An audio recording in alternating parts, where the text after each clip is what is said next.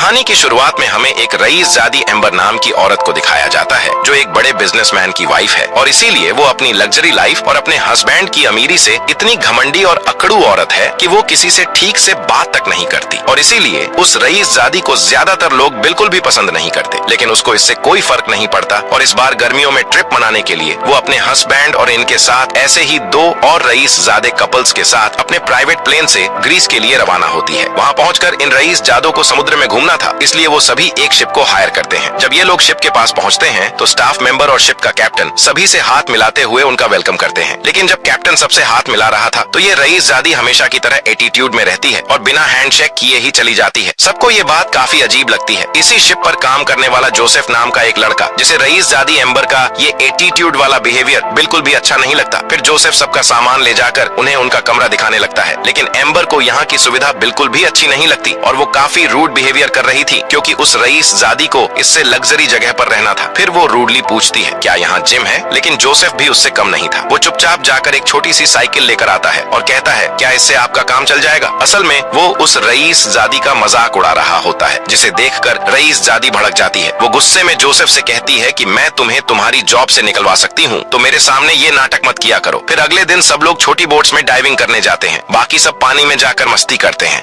लेकिन वो रईसजादी एम्बर पानी में नहीं उतरती क्योंकि उसे पानी से डर लगता है। वो जोसेफ से कहती है तुम यहीं मेरे साथ बोट पर रुको, इसलिए अब जोसेफ को भी मजबूरी में उसके साथ रुकना पड़ता है। तभी जोसेफ कहता है आपको भी उनके साथ स्विमिंग करने जाना चाहिए। ये सुनकर एम्बर उससे बहुत ही रूरली कहती है कि तुम एक मामूली नौकर हो और तुम मुझे बताओगे कि मुझे क्या करना चाहिए और क्या नहीं। उसके ये बिहेवियर से जोसेफ को बिल्कुल भी अच्छा नहीं लगता है, लेकिन वो कर भी क्या सकता था। इसके बाद हम अगले दिन का सीन देखते हैं जहाँ एम्बर एक्सरसाइज कर रही होती है। वहाँ पास में जोसेफ साफ सफाई कर रहा था। एम्बर उसे देखकर बुरा भला बोलकर नीचा दिखाने लगती है, लेकिन जोसेफ उस पर ध्यान न देते हुए वहाँ से चला जाता है। इसके बाद हम देखते हैं कि सभी लंच करने बैठते हैं। सब लोग बड़े मजे से खा रहे होते हैं, लेकिन रईसजादी को खाना पसंद नहीं आता। वो गुस्से में जोसेफ से उल्टा सीधा बोलने लगती है और कहती है खाना ठंडा है, इसे अभी गर्म करके लाओ। ये सुनकर जोसेफ अपना काबू खो बैठता है और गुस्से में सारा खाना उसके सर पर डाल देता है। एम्बर गुस्से में चिल्लाने लगती है कि बेवकूफ, ये तुमने क्या किया। लेकिन जोसेफ अपना काबू खो चुका था। वो एकदम से उसे उठाकर समुद्र में फेंक देता है, लेकिन बाद में वो तो डरपोक बिल्ली की तरह खड़ा ये सब अपने मन में इमेजिन कर रहा था। फिर वो किचन में जाकर अपने दोस्तों को एम्बर की हरकतों के बारे में बताने लगता है कि ये औरत कितनी घमंडी है। तो शिप का कैप्टन उसे समझाते हुए कहता है ये अमीर लोगों के चोंचले ऐसे ही होते हैं, हमें हर बार मुस्कुराते हुए इनकी बात माननी पड़ती है, इनका कोई इलाज नहीं है। जिसके बाद कैप्टन खाना लेकर जाता है, लेकिन रईसजादी कैप्टन से भी बदतमीजी से बात करती है कि इन गवार नौकरों से मुझे घिन आती है। पता नहीं किसने इन गवारों को नौकरी के लिए हायर किया है, इनको समझा दो कि मेरे सामने ज्यादा ना आया करें। और अब ऐसे ही 2 दिन बीत जाते हैं जहाँ एम्बर के सारे नखरे सभी को झेलने पड़ते हैं। वो छोटी छोटी बातों पर गुस्सा करने लगती है, लेकिन सबसे ज्यादा परेशान वो जोसेफ को करती है क्योंकि उसको जोसेफ से घिन आती है। उसकी हरकतों से वो तंग आ चुका था। अब वो जानबूझकर उस रईसजादी की नजरों से छुप के रहने की कोशिश करता है। फिर एक रात नशे की हालत में एम्बर जोसेफ से टकरा जाती है और कहती है तुम पूरे दिन कितने सारे काम करते रहते हो, इसीलिए मैं तुम्हें मेरे साथ डांस करने का मौका देती हूँ, क्या तुम मेरे साथ चलकर डांस करना चाहोगे। जोसेफ के अंदर तो पहले से ही बदले की आग भड़क चुकी थी और वो समझ रहा था कि वो उसे अपनी ओर आकर्षित कर रही है। फिर वो ये कहकर चला जाता है कि मैं तुम जैसी घमंडी औरत के साथ कभी डांस नहीं करूंगा। अगले दिन एम्बर कहती है कि उसे फिशिंग पर जाना है। इस पर जोसेफ उसे समझाता है कि हमें इसके लिए काफी दूर जाना होगा और मौसम खराब होने वाला है, इसलिए हमें शिप छोड़कर कहीं नहीं जाना चाहिए। लेकिन एम्बर उसकी बात जरा भी नहीं सुनती और जिद करने लगती है। इसलिए अब ये दोनों एक छोटी बोट से फिशिंग करने निकलते हैं। अब ये समंदर के अंदर काफी दूर पहुंच जाते हैं। तभी अचानक समंदर के बीचों बीच बोट बंद हो जाती है। अब जोसेफ बोट को स्टार्ट करने की बहुत कोशिश करता है पर इंजन चालू ही नहीं होता। तभी जोसेफ बोट का फ्यूल चेक करता है। तभी उसको पता चलता है कि बोट में तो फ्यूल ही नहीं है और उसने आते समय फ्यूल चेक भी नहीं किया था। एम्बर जोसेफ पर भड़क जाती है कि इसे जल्दी स्टार्ट करो, मुझे फालतू की टेंशन नहीं चाहिए। जोसेफ कहता है मैंने पहले ही यहाँ आने से मना किया था, लेकिन तुम्हारी जिद की वजह से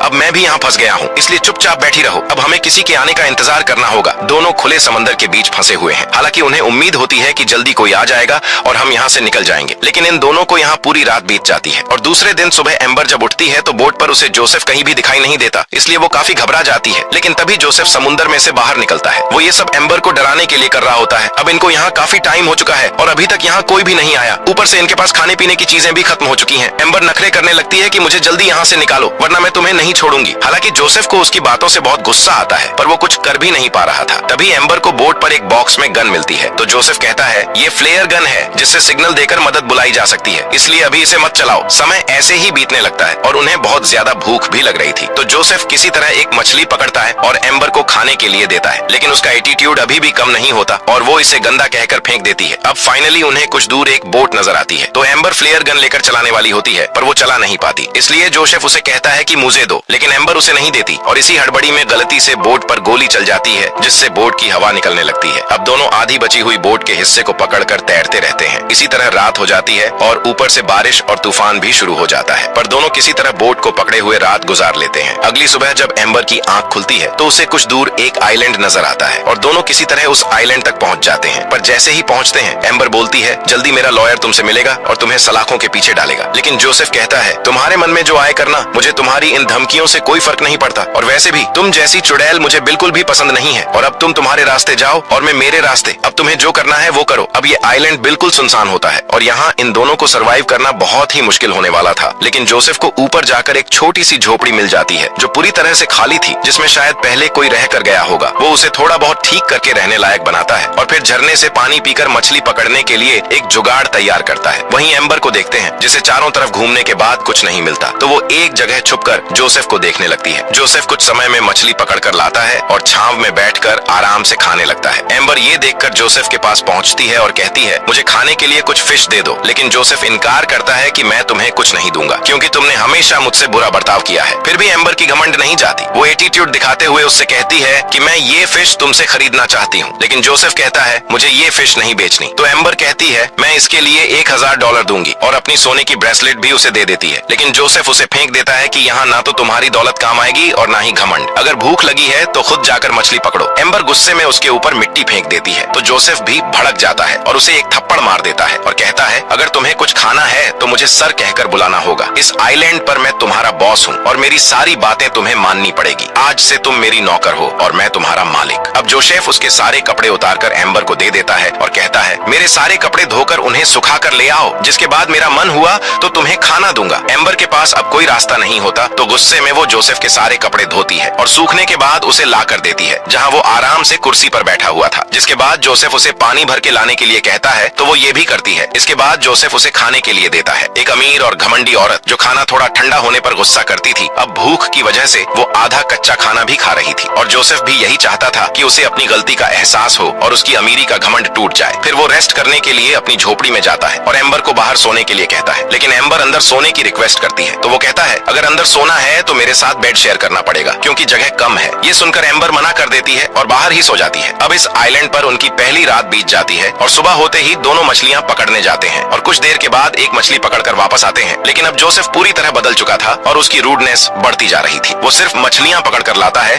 और बाकी सारा काम एम्बर से ही करवाता है और थोड़ा सा भी घमंड दिखाते ही वो उसे बहुत सताता है। फिर एक दिन जब अब एम्बर एक नौकर की तरह उसके सारे कपड़े भी धोती है और अगर कोई बात नहीं सुनती और एटीट्यूड दिखाती है तो जोसेफ उसे पनिशमेंट भी देता है। समय ऐसे ही बीतने लगता है और इस वीरान आइलैंड पर धीरे धीरे इन दोनों के बीच एक अजीब सी केमिस्ट्री बननी शुरू हो जाती है। फिर एक दिन जब एम्बर मछलियां पका रही थी तभी जोसेफ अचानक एम्बर से कहता है, मेरे हाथ पर किस करो। एम्बर पहले तो ऐसा करने से मना करने लगती है लेकिन हालात ऐसे होते हैं कि मजबूरी में उसे करना ही पड़ता है। जोसेफ ये सब कुछ इसलिए कर रहा था ताकि उसकी सारी अकड़ टूट जाए और वो एक अच्छी इंसान बने। अब जोसेफ एक आमिरजादी और घमंडी को अपना नौकर बनाकर एक शाही जिंदगी बिताने लगता है। इसके बाद एक दिन जब एम्बर काम कर रही थी तो जोसेफ उसके पास आकर किसी बात को लेकर उसे परेशान करने लगता है। एम्बर अब तंग आ चुकी थी, इसलिए उसके बार बार परेशान करने पर वो उसके प्राइवेट पार्ट में लात मारकर भागना शुरू कर देती है। जोसेफ गुस्से से भरा हुआ उसके पीछे भागने लगता है। एम्बर को लग रहा था कि शायद अब वो उसकी मजबूरी का फायदा उठाएगा क्योंकि उसे अच्छे से पता है कि वो इस आइलैंड से बाहर जा ही नहीं सकती। कुछ दूर तक भागने के बाद वो उसे पकड़ लेता है और अब जोसेफ ने ये मन बना लिया था कि अब वो उसका अच्छे से इस्तेमाल करेगा। लेकिन वो उसके साथ ज्यादा कुछ नहीं करता और कुछ देर तक उसे किस करके छोड़ देता है। वो असल में उसे एहसास दिलाना चाहता था कि मजबूर होने पर कैसा महसूस होता है। इसके बाद वो उसे ये कहकर चला जाता है कि तुमने हमेशा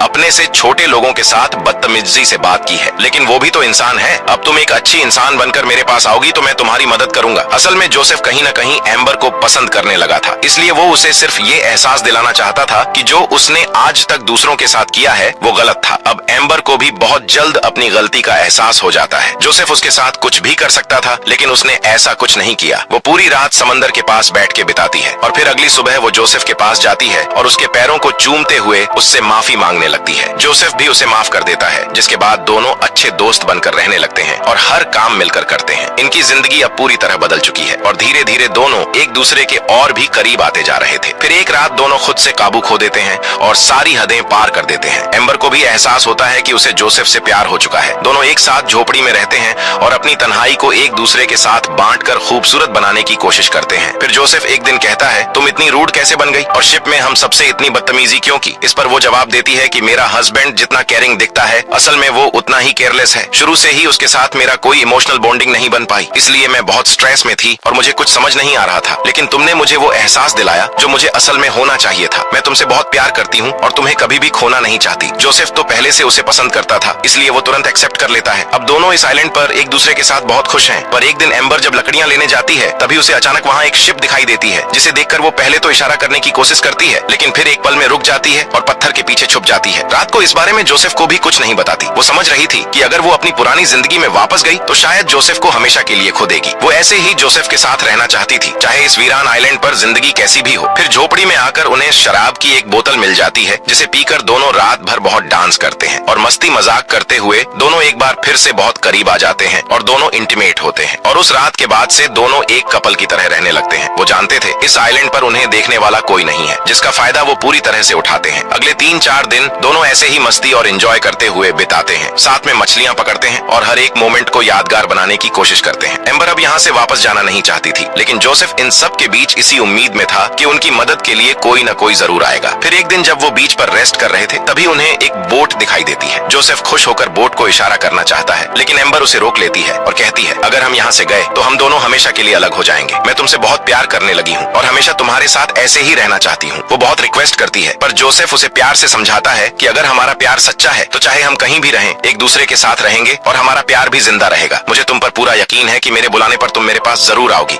जिसके बाद वो बोट को इशारा करता है और दोनों को वहाँ से रेस्क्यू कर लिया जाता है। अब दोनों बोट पर होते हैं और एम्बर के हस्बैंड को खबर मिल जाती है कि एम्बर मिल चुकी है। वो उसे रिसीव करने बोट पर आता है और एम्बर को गले से लगा लेता है। फिर जोसेफ से कहता है, तुमने मेरी वाइफ की जान बचाई है, मैं तुम्हारा एहसान कैसे चुकाऊंगा? पर जोसेफ का चेहरा उतरा हुआ था, वो कोई जवाब नहीं देता और उससे हैंडशेक करके चुपचाप वहाँ से चला जाता है। इसके बाद जब वो एक क्लब में जाता है तो वहाँ एक आदमी आता है, जिसके हाथ में पैसों से भरा एक बैग होता है। ये टोनी ने जोसेफ के लिए इनाम के तौर पर भेजा होता है, लेकिन जोसेफ बैग फेंक देता है कि मुझे कोई इनाम नहीं चाहिए। पर वो आदमी बैग वहीं छोड़कर चला जाता है। जोसेफ बैग खोलता है तो अंदर पैसे भरे होते हैं। वो उन्हें वापस लौटाने के लिए निकलता है, लेकिन रास्ते में एक ज्वेलरी शॉप देखकर एम्बर के लिए वहाँ से एक महंगी रिंग खरीद लेता है। अब वो फैसला कर चुका था कि वो एम्बर से शादी करेगा, इसलिए उसे कॉल करके बताता है कि मैं तुम्हें बहुत मिस कर रहा हूँ। अब जोसेफ को भी पछतावा होता है और कहता है, काश हम दोनों आइलैंड पर ही रह जाते तो अच्छा होता। एम्बर जवाब देती है कि मैं हमेशा तुम्हारा साथ दूंगी, जो भी तुम्हारा फैसला हो वो कल मेरे जाने से पहले एक लेटर में लिखकर मेरे होटल के रिसेप्शन पर छोड़ देना, मैं उसे जरूर रिसीव करूंगी। जोसेफ वही करता है और एम्बर के नाम एक लेटर लिखता है कि मैं तुमसे शादी करना चाहता हूँ, हम हमेशा के लिए किसी दूसरे देश में चले जाएंगे और वहीं एक नई जिंदगी की शुरुआत करेंगे। तुम्हें ये लेटर मिलते ही पोर्ट पर आ जाना, मैं वहाँ तुम्हारा इंतजार करूंगा। ये सब कुछ लिखने के बाद वो उस रिंग के साथ लेटर को रिसेप्शन पर छोड़ देता है, लेकिन सुबह होते ही एम्बर से पहले वो लेटर टोनी के हाथ लग जाता है और वो एम्बर तक पहुँचने नहीं देता। अब एम्बर जोसेफ के लेटर का इंतजार करके मजबूरी में अपने हस्बैंड के साथ हेलीकॉप्टर में जाकर बैठ जाती है। और जब टोनी और एम्बर हेलीकॉप्टर में बैठे होते हैं तो टोनी होटल के एक स्टाफ मेंबर के हाथों टिप के साथ वो लेटर भी दे देता है,